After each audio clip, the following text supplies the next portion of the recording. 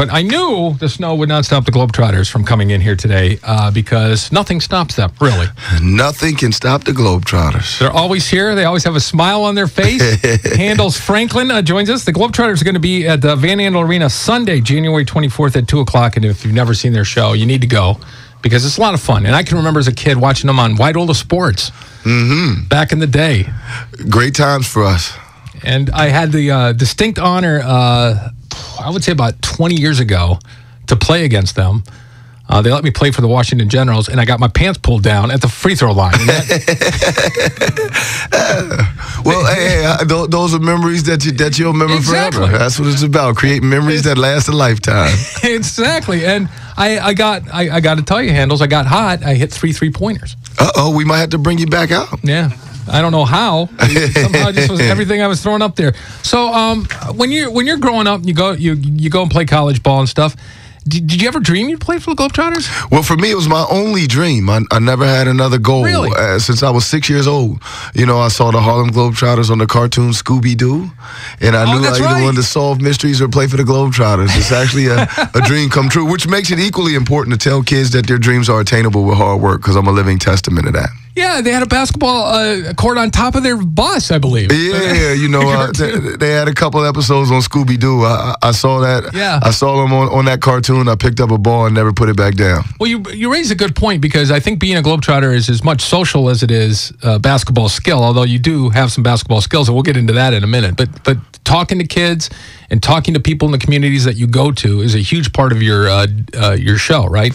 Yeah, you know, we pride ourselves in not only being great basketball players, but great role models for kids. We actually have something here in our 90th season called the Great Assist. So fans can go to greatassist.com and nominate a person or cause that the Globetrotters can help out with, and we'll try to accommodate. We're trying to do something in every single city we go to. It's a gigantic part of what we do. Now, you mentioned you always wanted to be a Globetrotter, and I can remember as a kid, I always wanted to be Pistol Pete Maravich. So I spent a lot of time dribbling a basketball. Did you just, when you were a kid, did you just keep a ball in your hands at all time? And all the time. As a matter of fact, I studied Pistol Pete, and so he had some phenomenal ball handling tapes, but whatever I could get a hold of. And I kept a basketball with me at all times. So ironically, people would say, hey, there's no way you could be a Globetrotter. They would say you dribble too much. And so now me in my 9th year, I'm traveling all around the world getting paid to dribble. So how ironic is that? How many countries have you been to? 77 countries around the globe.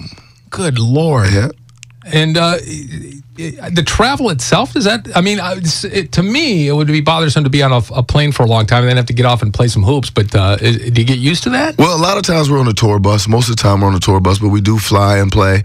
And you learn to get used to it. I think being a Harlem Globetrotter, I can honestly say with the players, we're passionate about what we do. And we understand the difference that we're making, speaking the universal language of basketball. So, you know, we deal with those issues, and we just love to perform and create those memories that last forever. Have you ever found yourself in a basketball venue where you thought to yourself, I never thought I'd be playing here? Oh man, where it was just, did it get primitive at times? Oh man, one thing we continuously do every year, we go overseas to entertain the troops, and I had an opportunity to entertain the troops in some remote places during the war in Iraq. I think was probably the scariest time for me.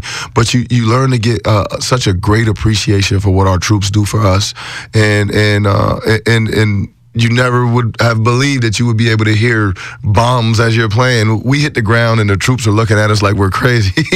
But, it's definitely appreciation. I've been to some real remote places. Well, and it's great that you appreciate the troops, but is that a little mutual too? I think they're appreciative of the fact that there's somebody out there that can break their boredom a little bit and, you can kind of entertain them. Yeah, well, to be able to give them that smile and that little piece of home is just, we're honored to do it. Well, let's talk about your skill, because I understand you have the world record. Do you still have the world record for the farthest kneeling basketball shot made backwards? Yeah, hopefully I'll have it for a long time. I actually just broke the record in November, so it's definitely been great. All right, so when you did you decide to go for that, and how much training did you do? How many shots do you think you took kneeling backwards? Well, you got to the point where you can make that. Well, the Globetrotters have been around for 90 years, so you try to put your own uniqueness to it. And my shot is pretty consistent, is backwards on my knees from half court. So I wanted to go for the record, but I wanted to make it one that no one could break. So I made it 6 from pretty much the opposite 3-point line, and I made it in the second shot. Second one? Second one all net. On that video? Yes, all net, second shot. You can see it up on YouTube if you don't believe me. It's pretty amazing. And that's a big deal now, because there's guys now on YouTube who are making trick shots that are just bizarre. They're like throwing it the length of a football field, all sorts of weird stuff. And sometimes you can't tell whether they're faked or not. But Well, one thing for certain, when you're going for a Guinness Book of World Records, you have Mr. Guinness right there with a pad critiquing every inch of where you are. So it's a lot of pressure, but it's good. The great thing about the Globetrotters is you see standard stuff that they've been doing for years, but also you guys work new stuff into the act, and it's a great show. Again, it's coming up Van Andel Arena January 24th. Thanks for stopping in, Handles. Thanks for having me. Honored to be here, Jojo.